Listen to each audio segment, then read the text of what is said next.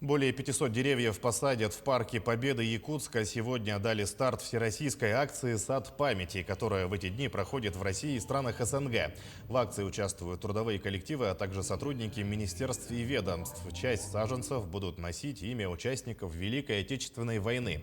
В будущем в парке Победы должен появиться молодой лес из елей и берез. Всего по всей стране в рамках этой акции россияне должны посадить более 27 миллионов деревьев. Якутяне участвуют уже второй год подряд. В связи с пандемией мы в этом году приняли участие 50 человек сначала до обеда и после обеда еще 50 человек. Эта акция будет продолжаться до 22 июня.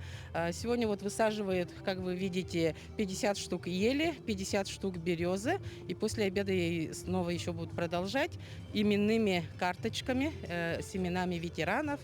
И делаем призыв, чтобы все улусы, районы присоединились.